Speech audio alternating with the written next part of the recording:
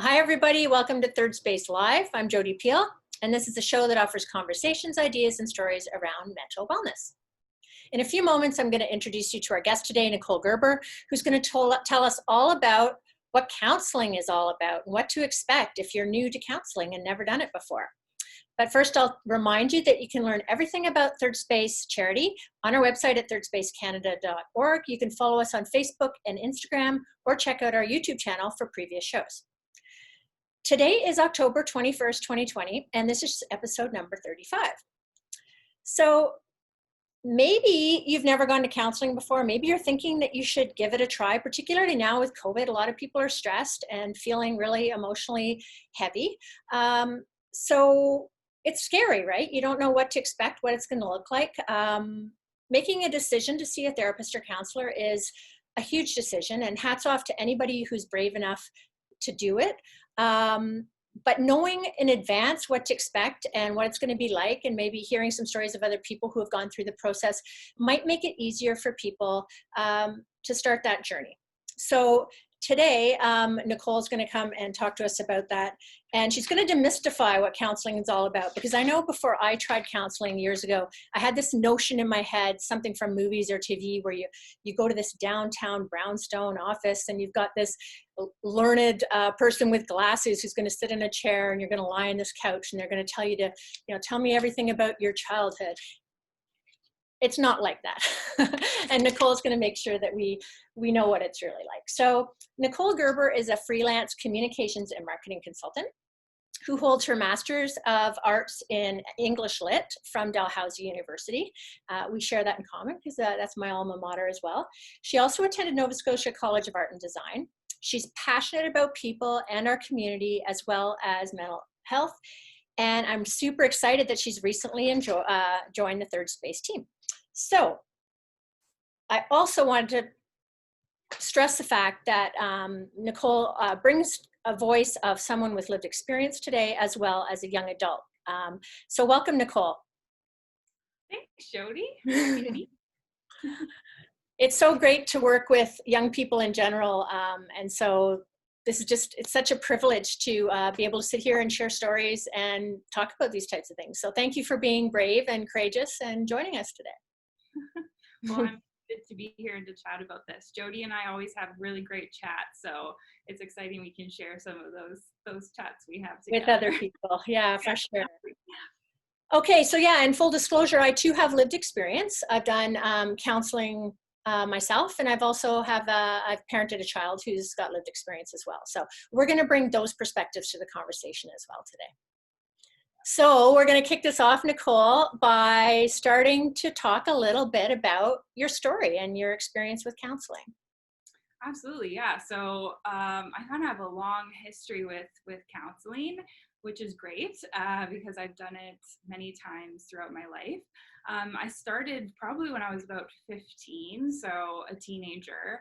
And, I was telling Jody earlier that I really didn't have a sense of making choices around who I was seeing or kind of what they were, who they were. My mom, I think, found a counselor that was close to my high school. And so that's kind of who I saw for a bit. I tried a couple different ones.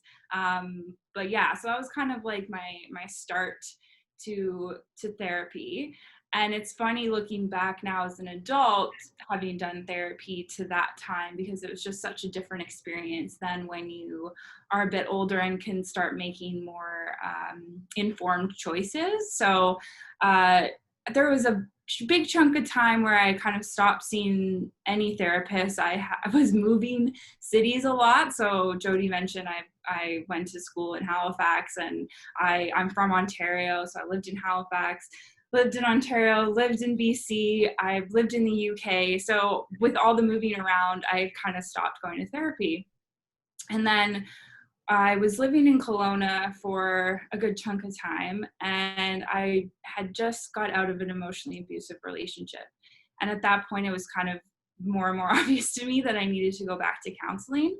And at that point, I was in my mid-20s and felt like I could really make some very informed choices, and it was just a very different experience than when I was a teenager. And yeah, I saw a lot of different therapists before I picked the right one, and I've continued to see her now for quite a while, and it's been great. So yeah. Great. So just to remind us why you went at age 15. Why did you start seeing someone then? Sure. So I have experienced anxiety since I was very young, and I think didn't even know how to use the term anxiety. When you're like freaking out when you're 2 or 3, you don't really know what the situation is, and that just kind of carried through that. But when I was about 14, 15, I had my first major depressive episode, and so I needed just to see someone. And yeah, I was self-harming and kind of experimenting with some of those things, and it was a good idea to start seeing someone.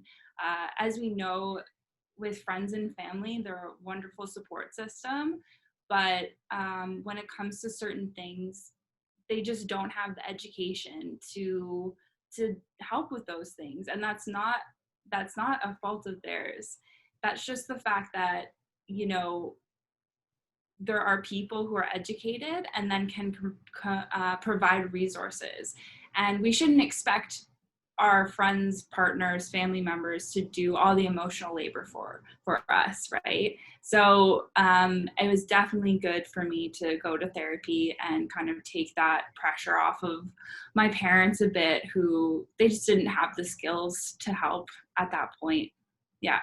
I can relate to that as a parent as well, wanting so desperately to help your kid and not having the tools to do it. So yeah, that's a good point to make. So before we continue on with your story, I wanted to make sure that we cover some basics for all of our viewers, because I remember when I started this whole process, I was confused about, what the various types of therapy are, who the different types of people you might go get help from are, and what's the difference between them. So like, what's a counselor? What's a therapist? What's a psychologist? What's a psychiatrist? Those distinctions are actually really important. So I'll just review quickly before we discuss that with my notes to make sure I get it right. But at least in British Columbia, the word counselor isn't regulated. And that means anybody really can call themselves a counselor and not get in trouble doing that. So a registered clinical counselor actually means something in that counselors who are able to use that title have a certain level of education and training, and they're governed by an association that makes sure that they're qualified to do that type of work. So there is a difference between a registered clinical counselor and a counselor. A registered clinical counselor typically has a graduate degree and has extensive internship and training. The next level, I guess, of help would be from a psychologist. A psychologist has typically 9 years of post-secondary education. They often, usually, I think some of them have to, depending on what part of the world you're in, have a doctorate degree. And they are able to provide assessments that registered clinical counselors cannot, and they're also able to handle more complex cases. Next on the list would be a psychiatrist, who's actually a medical doctor who has specialized training on mental health, and they're also experts on medications relating to mental illness. So I just wanted to make sure everybody understood that. Therapist, I think, too, can be used in an unregulated way, at least right now. So what I wanted you to speak to, Nicole, maybe is a little bit about making sure people are being careful about when they're looking for a therapist, what type of therapist they're looking for, and how to find out if they're reputable, right? Maybe you can speak to that, because you've moved around and you've had to seek new therapists all over the place many times, right? Yes, for sure. Yeah. Well, and I think it's important to note too that for a psychiatrist, you have to have a doctor's referral for that. So you have to go to your family doctor and they refer you. And oftentimes the wait is quite long. Yeah. Depending on where you are, you can be, waiting several months to even see a psychiatrist. And you really don't need that if you're just looking to deal with more kind of like stress or anxiety, whatever related issues. So that's important to note too. I want to jump in and stress that because it's really important. Just because a psychiatrist has all that training and they're actually not, their purpose isn't talk therapy, ongoing talk therapy. If what you need is some support and help to work on school stress or anxiety or whatever, that isn't even the right person to see. So I know that I've heard stories of people wanting to see a psychiatrist because they just want the best care possible. And I get that, but that's not the way the system works. The goal is to find the right level of care for whatever your needs are. Yeah, absolutely. Mm-hmm. In town, there are a lot of spaces that have multiple therapists or counselors or registered clinical counselors. So starting just doing the research on websites and just kind of getting a sense of like, well, what offices are they working out of, because if they're part of a collective or a group that has like a main office, chances are they're not going to be like scamming you in some way, right? Like they've already kind of been vetted a bit on that level. Mm-hmm. And just looking at their the letters behind their names and their kind of educational experience and history is good too. But really, it's about what kind of therapy or counseling you're looking for. There's a lot of different ways in which people specialize. People do marriage and family counseling. People do disability counseling, whatever it is. And so or art therapy, there's lots of different things. So whatever it is that you're kind of looking for or gravitated towards, it's just good to do research around that. I started out where I read the bios of like everyone at certain therapy offices throughout town. And I just was like, based on what they said in their bio, I then sent them an email specifically talking about my history, what I was looking for, and if they felt like they might be a good fit. So That's it was a good like, idea. yeah, so that way it's like I didn't have to go to all these sessions. I could just ask them over email. And sometimes they'd be like, absolutely, this is the type of therapy I do. And then other times they're like, I'm more specialized in this. So, I don't think that I would probably be the right fit for you. So it was just really helpful for me to get a sense of what that was before then trying out a couple different ones. And I did, honestly, like, especially this time around, I really wanted to be sure I found the right person. And I went to, I don't know, 5 or 7 sessions with different people in town until I found the right one. And funnily enough, the right person ended up being someone I saw like originally, like they were like the original person. So I really wanted to come on here and almost say from a perspective of having gone through it, when you're starting out, to really trust your gut, trust yourself, like you are 100% your own advocate.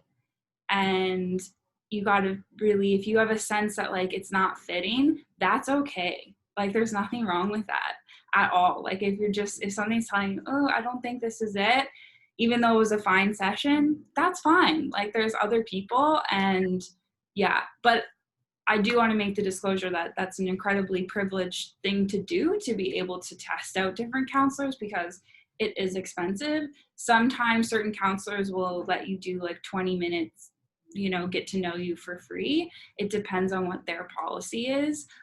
Or with Third Space, if you're a post-secondary student, you can go to counseling for free, which is incredible. And of course, other places in town may have different offerings depending on your needs. But yeah, I just want to make that clear that it is definitely a privileged position to be in, to be able to afford therapy. And I would love for mental health to be taken as seriously in terms of our coverage as every other type of health in our country, but we're not there yet. Amen to that. It's a huge barrier, the financial barrier. Yeah. I wanted to touch on a few of the points you just made, or stress a few before we move on. And that was that even though we reviewed the different levels of training of different types of therapists, that doesn't necessarily mean that person's great.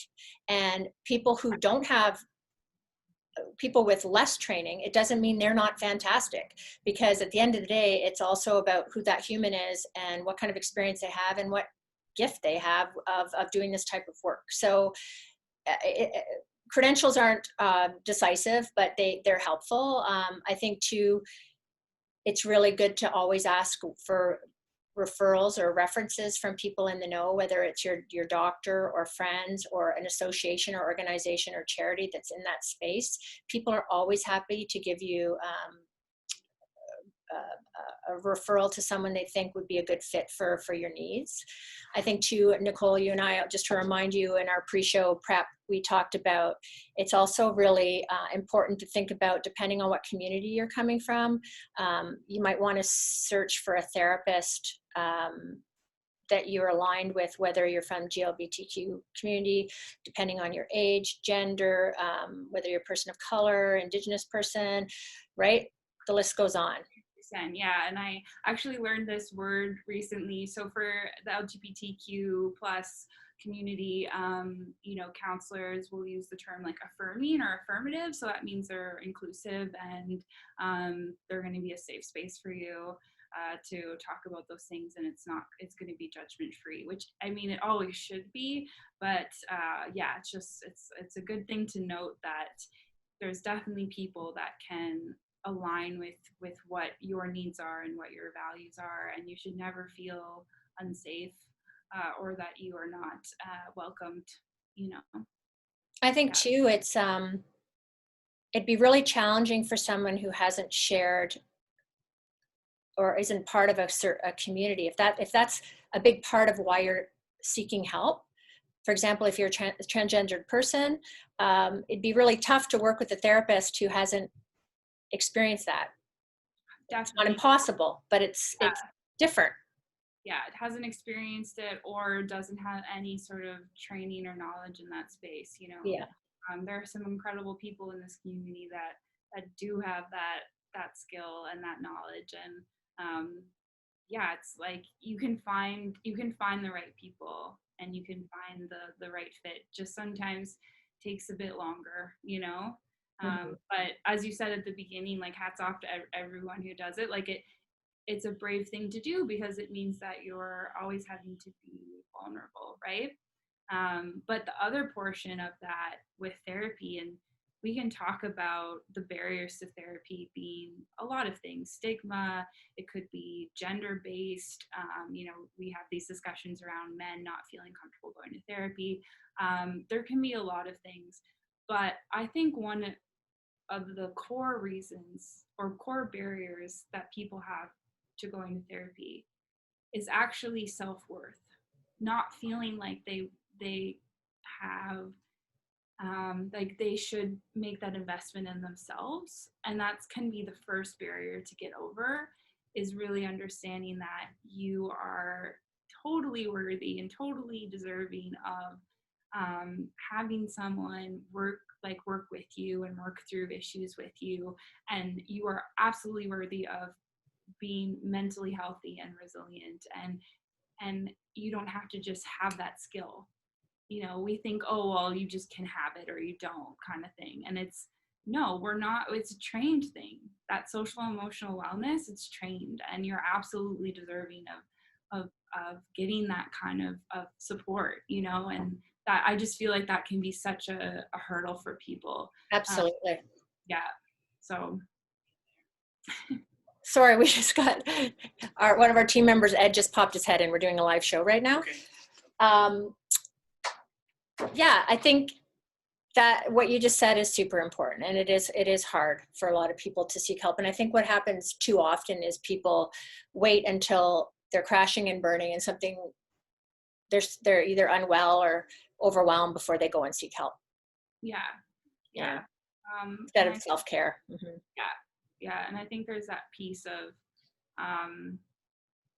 you know, you got to get a bit honest with yourself before you go to therapy. Like, you have to kind of get a little honest with yourself about where you're at, because you're going to have to be honest with your therapist. So that's a perfect bridge into our next point, right? Like what do you expect at the first session, the very first time you go there, apart from like having to find the office and wait in the waiting room and all that stuff like that? What does it look like? What can you expect? What are you going to talk about? What's your therapist going to ask you or say to you? And, you know, I think I'm prompting you to say, talk a little bit about that. You're not going to show up and have this person talk to you for an hour. You're going to show up and someone's going to ask you a lot of questions. So maybe we'll start there. Yeah, I mean, if you show up and they're talking at you for an hour, that's a bad fit. Like, walk away for sure. Don't stay. Yeah. So with your first like session with someone, you should definitely expect to bring in your current issues. So what is it specifically that you're there, and like bring that up.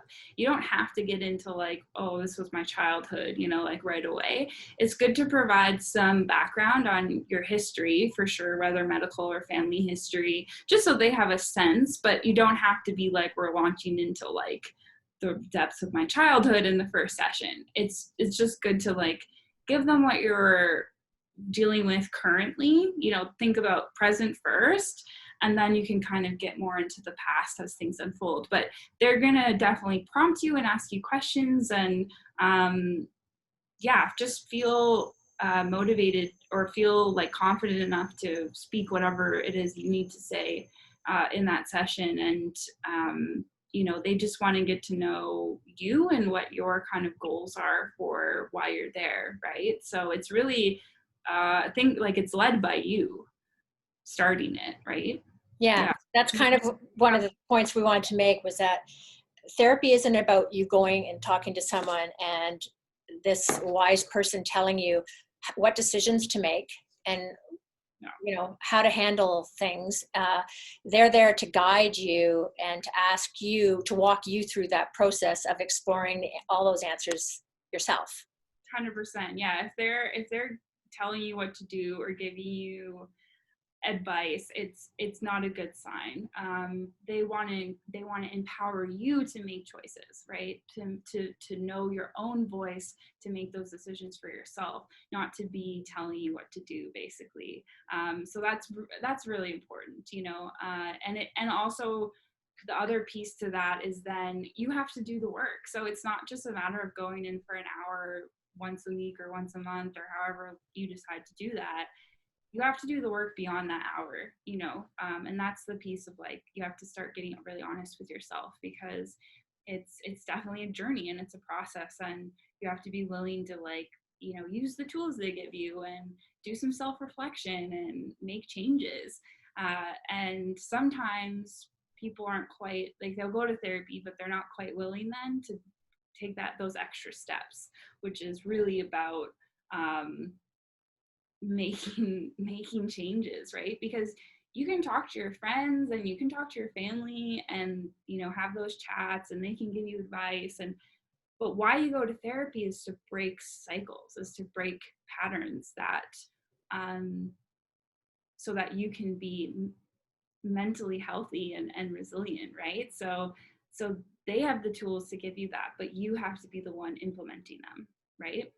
So yeah. Absolutely. And that's a good time to mention that therapy is usually one piece of a larger mental health and wellness plan or strategy, right? So if you're lucky enough to have access to therapy, that should always be combined with lifestyle choices like eating healthy, getting good sleep, moving your body, maybe having creative outlets, whether it's music or art or dance, about trying to build human connections with friends or peers, or volunteerism or other ways to give back. It also often to go back to the first visit thing, apart from gathering questions about how you're feeling and why you're there and a little bit about your history, your therapist will also be giving you tips, strategies, things to try. You have to try those things and you have to work at them all the time, right? All week or all month until you see your therapist again. Yeah. Yeah. And, you can also, there's tons of resources online and elsewhere. There's so many ways to work on your wellness, whether it's reading books that your therapist might recommend that you read. That's a very typical thing that your therapist might say, hey, I really recommend this book. Or they might say, hey, I really recommend you try out yoga or meditation. Or they might say, hey, watch this movie. Or they might say journal. Yeah. Have you done journaling? Oh yeah. Well, I mean, I'm a communicator, Oh, so of course, yes. so I communicate in every possible form, and I have been a writer of one kind or another since I had a pen in my hand. So yeah, I've journaled most of my life. It comes and it goes, but it's just a great way to like process those things. But it's funny because I have a friend who was recommended from her counselor to journal, and she's like, I can't, like, I've tried, I can't, I'm not a journaler, like, I can't do it. So it's like definitely everyone's own experience. But I think the important piece of like all of this is to say that your mental wellness is a lifelong journey, and like is Not a so destination. not a destination, and it's so important, and should be integrated into your life as much as going to the gym or running or whatever it is, right? And it's as we're fully appreciating this mental health piece. We just had World Mental Health Day, and I think the stigma is really starting to fall away more and more. It's understanding that it's not just about people who have had mental illnesses or suffer from mental health issues. It's everyone that like can benefit from mental wellness. Like everyone needs it, because we all have mental health. Like we all think. So we all have emotions. So we all have mental health, right? So it's for everyone, and it should be a part of whatever process that is. I think everyone should go to therapy. I would love therapy to be free for everyone. I think Sure. that therapy is for everyone, and everyone should go to therapy. Like there's not a single person I've met who wouldn't benefit from therapy. Like it's just, we all have stuff. We all have you know layers of ways of being that don't always work, and we also live in a world, as we are, as becoming more and more apparent, that has systems that are oppressive and affect our mental health and affect who we are, and we have to work through those ingrained systems as well. So it's all of these layers, and I just feel like the gender imbalance, racial issues, all of these The things with environmental devastation, absolutely all of it political polarization, you name it, goes on and on. goes on, right? These things in our world that are creating disease and stress in our bodies would benefit from people doing emotional wellness work, because then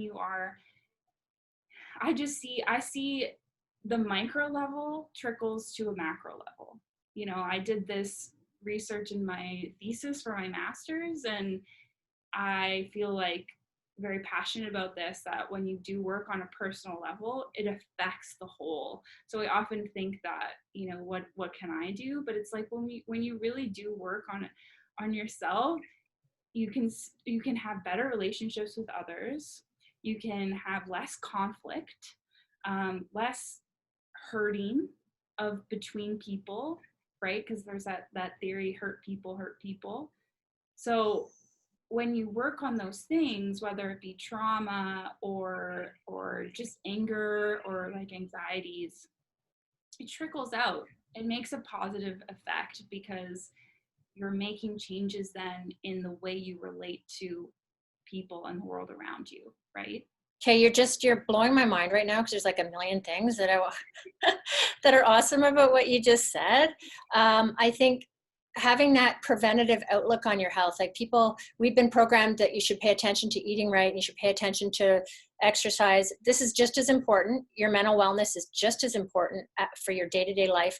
And ideally, you want to take care of it and manage it and respect it, so you never end up experiencing mental illness. That's the whole goal, right? The proactive preventative piece as being just part of your lifestyle. But I totally agree with you. If I had a nickel for every time since I've been in this, working in this space, what would the world look like if everybody had access, everybody paid attention, learned about, and had access to support in terms of their mental wellness and emotional wellness?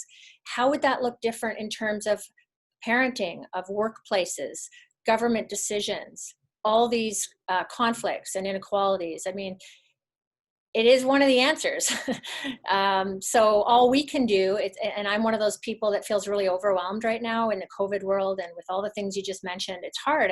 What can I do? How do you feel like this world is out of control and you have no ability to impact it. You can impact it by being a healthy, well person, and being a healthy, well person to the people you work with every day, and to your family and your friends and your community. So that's a really empowering message.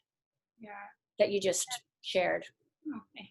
Well, I just to note that to be a mentally well person isn't to say that you are okay all the time. It's to say that you prioritize things like self-care, and you prioritize in your time when it's just you or whatever, that you're doing those things to set yourself up for success, so to speak, right? Because even for myself, like, I'm here on the show, I'm smiling with you right now. I've been working with you guys at Third Space. It's been fantastic. But I too feel all the stress on like this global level, and have been working through some issues that I didn't expect to come up, that have come up recently. That's like 2020, it feels like, for everyone. What an opportunity then to like wake up to this, right? To be present to this. And so even the times when it's hard to get out of bed for myself, it's just remembering, like, take one day at a time, continue doing the mental health practices that you know. And when you have those tools, you can then fall back on them in moments of disaster, right? In moments when you least expect something to come up that has come up that has been terrible or whatever, right? We all have things that have happened to us this year that we did not expect to happen. And that's when it's like, when you have those tools, it enables you to rely on them and to be resilient to those kind of like, peaks and valleys of your life. I like that visual. I've used that toolbox. People in this space talk a lot about building tools and having this toolbox. And it's so true, because things that you learned 10 years ago through paying attention to your mental wellness, maybe counseling, you're collecting all those things, and you carry them with you for the rest of your life. And that's part of, I think, what you're speaking to earlier too, about having to do the work between sessions. Like you have to develop new habits using all these tools. And then you find you use these tools all the time. Sometimes you need them, sometimes you don't. But it's great when you're having one of those days. I had a really dark day not too long ago. It was a dark, rainy day. There's a lot going on in the world. I'm tired. I've had a lot on my plate lately. And I was able to just walk myself through a really low day with all the tools I've learned, that, hey, just because I feel this way right now doesn't mean this is my life. Hey, I might feel different in an hour from now. I might feel different. I'm not going to make any decisions today. I've learned that one. Maybe I'm going to be kind and let myself eat something really delicious today. Maybe I'm going to force myself to go, all those things, right? And instead of being fearful and afraid and feeling like, oh my gosh, I feel awful. My life is awful. It was like, no, I know what to do because I've got the skills and I know how to use them, and I know that they're going to work. And then you have trust, and you're empowered to be able to manage your inner life competently, or a hell of a lot better than you were before you learned the tools. You don't feel like you're on a runaway train anymore. Yeah. Oh my gosh, you're speaking my language, and I feel like I have so many things to say, because I totally agree. And I think one of the things you brought up from like your bad day is just this concept of self-compassion. And I think anyone starting their therapy journey, I don't know why this makes me like it emotional, but I feel like this is just a message I wish to give so many people, is this notion of being so gentle with yourself. Like so gentle, like so kind, so compassionate, because I think we struggle, all of us, with this kind of negative inner dialogue. And we live in a capitalist society in which success looks a certain way. And if you don't meet that, then you're constantly not good enough. And that's the loop, at least for me, that plays. And I feel like I always talk about words like tender and soft and like delicate and gentle, because it's like, how can you treat yourself so kindly in the process of this? And when you're starting out in therapy, it's going to feel really vulnerable and be very tender. You're going to feel tender emotionally, physically, whatever that looks like. Maybe you'll be more tired. And you have to give yourself that level of compassion. And then another piece I wanted to bring up that you kind of mentioned and we talked about earlier, this idea of building tools and how that comes like over time. So we were both saying that we've gone to therapy at different stages of our lives. So, you know, the type of therapy I was doing when I was a teenager, not really, that was like just the start of like trying to learn the tools. After high school, I ended up taking a year off from university, which was kind of unexpected. I thought that I would go straight away and had a scholarship, whatever, and then ended up not doing that and taking a year off. And I did therapy for that year. And I was more particular about the type of therapy I wanted to be doing. And I ended up seeing a psychologist, and we did specifically CBT. So for people who don't know what CBT is, it is kind of a buzzword in the mental health space right now. It's called cognitive behavioral therapy. And it's all about working through kind of like a workbook, or not quite a workbook, but basically like giving you a set of tools for like how your thoughts go, and kind of like interrogating those thoughts a little bit. And you can write things down and whatever that is. But I really wanted a set of tools at that time, wanted to see something measurable in the type of therapy I was doing. I didn't want to, at that time, because I had done it before, I didn't want to just talk. I wanted it to be like we were working towards something together. So that's when I did CBT. Now in my therapy, we don't do CBT really anymore. We do other things, and it's not a specific CBT therapist that I go to, but I'm so glad that I had those tools at that time in my life and have absolutely used them since then and throughout my life. I have also done my yoga teacher training and can tell you that like that month of intensive yoga teacher training, meditation, gave me another toolbox to use, this kind of mindfulness toolbox, which a lot of therapists talk about as well, which is amazing. And again, I don't practice yoga like nearly as much as I had before, but I use those tools in daily life all the time. I don't have to be meditating to know, okay, I'm feeling overwhelmed, I'm just going to take a deep breath in. Do you know what I mean? So it's like building that toolbox, and and building it over the kind of stages of your life that you find yourself in, you know?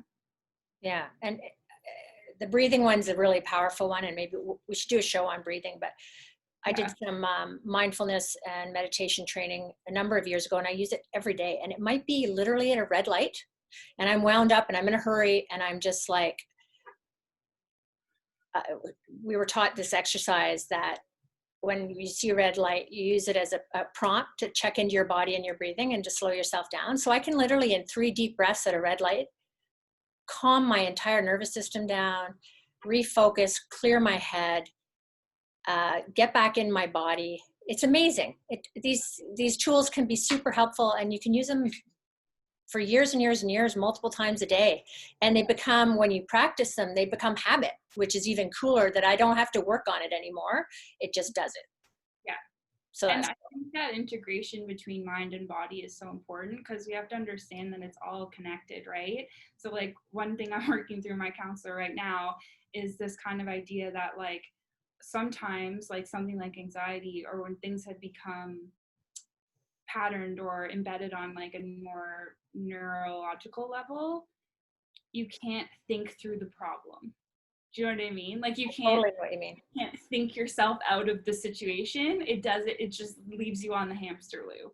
So to have to like have time now, I feel like I'm doing more work around like having that mind body integration, you know, where it's like, okay, so I have these like rutted in patterns in my brain. So how can I start to like tell my body more, that's speaking to my brain, that like I'm safe, like I'm okay. And I think for especially for people dealing with PTSD, that can be a problem for sure. I know from my own experience going through an emotionally abusive relationship, I did a PTSD after, and definitely like have times when even though I'm like, I'm fine, I'm safe, nothing's wrong, my body is saying the opposite. So it's kind of like you have to get into those places of like combining the two, right? I can't believe we're talking about this on a live show, because this is my last year now. I'm in my 50s, and I've just in the last year learning how to feel my body and live in my body and do all the things you just mentioned. Because I live in my head. I'm a thinker. Yeah, and there's so much wisdom in your body, and you can't be mentally healthy living only in your head. So we're going to maybe have Melissa come back and have a embodiment session, because, and I don't want to get too far down the road. And No. for people who are listening who have never done anything, they're like, what are they talking about? Great. Carried away. Yeah. Bring us back, Jody. What did I miss?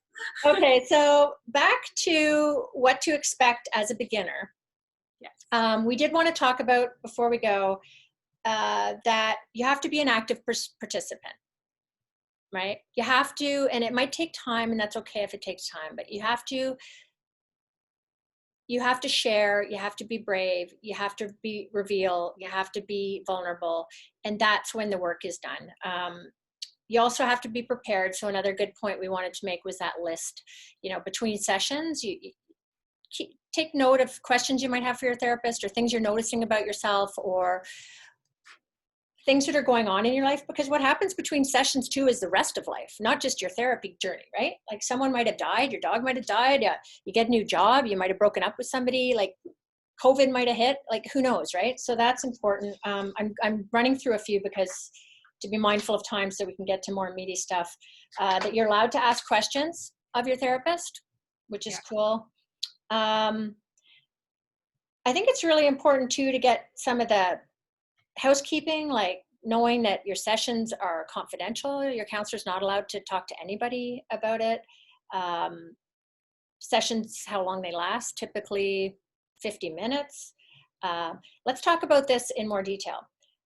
How do you measure success, and how long does it take to get there? Again, the whole idea, this is a journey and there's no destination. But you know, when you're new to this, what are your expectations? How do you measure that this is helping? And how do you expect this to roll out? Like how many times are you going to go? That's a really good question, but I think it's a tough question because it is so individual, right? And it really depends on like what you're dealing with. Say it's something that has to do with more situational, you know, like something's come up in your life and it's causing you a great deal of stress, but it's not necessarily rooted in other issues, although other issues can come up. But yeah, maybe it's situational. Maybe you're looking at like 3 sessions and then you're like, you know, we've dealt with, she's given me some tools, he or she is giving me some tools to cope with this. I feel better. What's popping in my head there would be like exam stress. Yeah, totally. Right? Like Something like that. Yeah, something that's come up, or like a breakup, like we talked about, Yeah. right? Yeah, where it's just like you're just trying to kind of get through those kind of things that come up in your life. But that's, you know, every situation is so different. That's not to say that you wouldn't have longer time, you know, even for something like a breakup. A breakup, you're dealing with grief. People don't talk about that enough, but it's grief. Yeah. So that could be 5 to 10 sessions. Do you know what I mean? I think in terms of measuring growth and outcome is really like, okay, when you look at yourself at the first session, like say you're 3 or 4 sessions in, and you look back at yourself at the first session, do you notice a positive difference in the types of tools you have, in how you're relating to yourself, relating to others. You know, I think that those things are things to think about. Like, even there was a session I had with my counselor a few weeks ago, and I was definitely in a really, really bad place.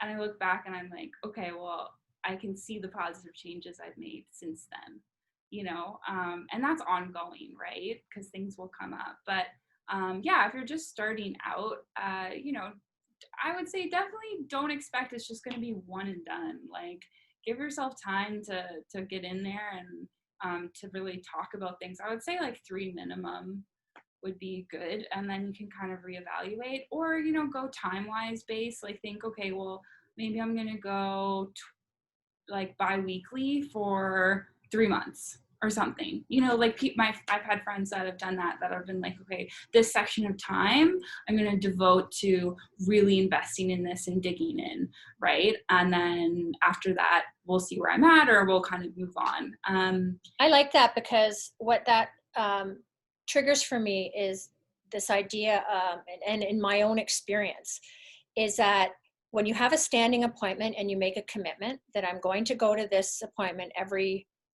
week or X number of weeks, there's a real benefit, even though some days you don't feel like going because you feel really crappy, or other days you have an appointment and you feel really great and you're like, why am I even going? Why am I spending money on this, right? But going when you're feeling crappy and going when you're feeling great gives you your therapist different opportunities to work on different things with you, and you get different outcomes. And some, you know, usually at the beginning, after every session, you're exhausted. Often you go home and cry for an hour, honestly. That can happen. Yeah, It can happen. or And you can also be really energized, like or I've you had, can be energized. yeah, So depending. it's all over the map. Yeah. Yeah. But keep going until you feel like your life is, you know, as long as it's a good fit and the therapist is working for you, until you feel like maybe you've got this for a little while. You know, maybe if it's the breakup, it's like, wow, I've got these, I'm able to do that self-talk now, that when I start feeling a certain way, I hear those prompts in my head, or my therapist's voice in my head, you know, saying, oh, why don't you try this? Or why don't you pay attention to that? Or why don't you, you know, that might be the time when you can say, hey, I'm going to try this on my own for a bit. Yeah, definitely.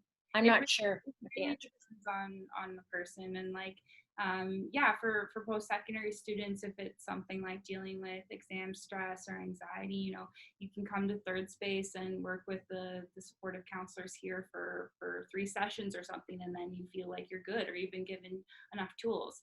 For me, like, because I have a history of depression, and the stats on that are, is so if you have your first major depressive episode, I forget exactly the number, but you know, there's a certain percentage that you'll probably get another one.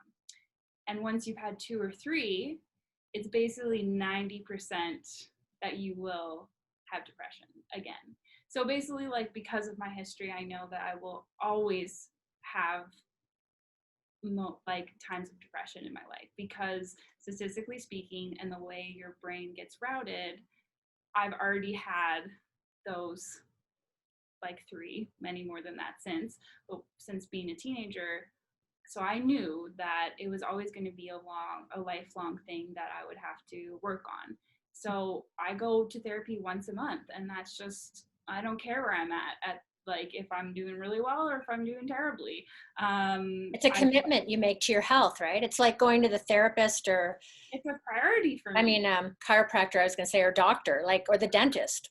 Yeah, it's a priority for me, and I prioritize my mental health because of that, like, over anything. And then other months when it's something's come up and things are not going well, I'll go twice that month or something, right? Like, yeah, but it just really depends on the person, where you're at, and what your goals are.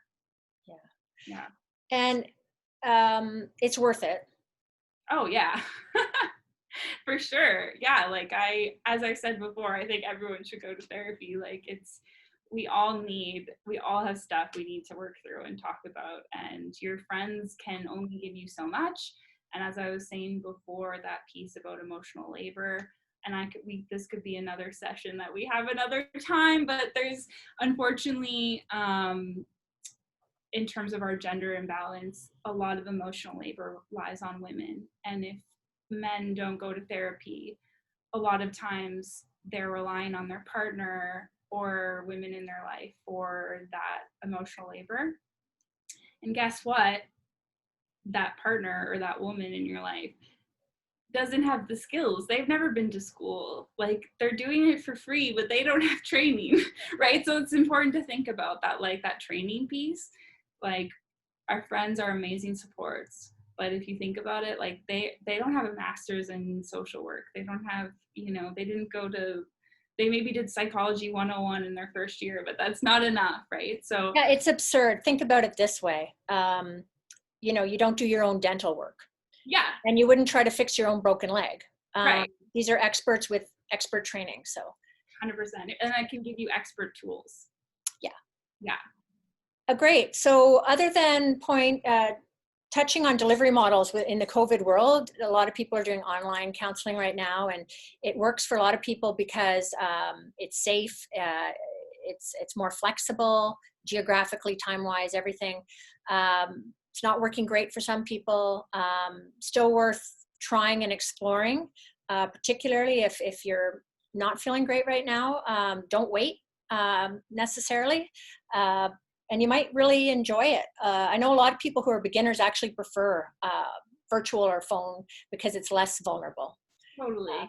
Yeah. And I have that point about don't wait. Yeah. Cause it's like when we started this, we thought by this point we would be in a very different place, and maybe all of our counselors will have gone back to the office, but we have so much uncertainty with COVID that it's like, if you're waiting till everything's returned to normal, you might be waiting a long time. So it's definitely worth it to see. And some counselors are meeting in person with COVID safety protocols. So like you can ask all those things, right? Like when you email or call, whatever, you can just ask like what their protocols are. And so there's lots of different ways to go about it. Well, I'm mindful of time. I think we're going to have to stop there for today, and we can always come back and talk more of it. I just wanted to remind everybody that Third Space Life Charity here in Kelowna, we offer free supportive care for post-secondary students in our community, as well as we have a community care program. You can learn all about that on our website at thirdspacecanada.org. You can also join us every week for the Third Space live shows. November this year is going to be focused on men's mental health, which we touched on a little bit today, but we're super excited about that. We might have to do 2 months, maybe. Yeah. And I think that's it. Thanks for tuning in. Thanks, Nicole, for joining us and sharing. Really appreciate it. Yeah. Last message, everyone should go to therapy, and you are absolutely worth it. That's a great way to end the show. Thanks, Nicole. Thanks, everybody, for watching. We'll see you again soon. Bye for now.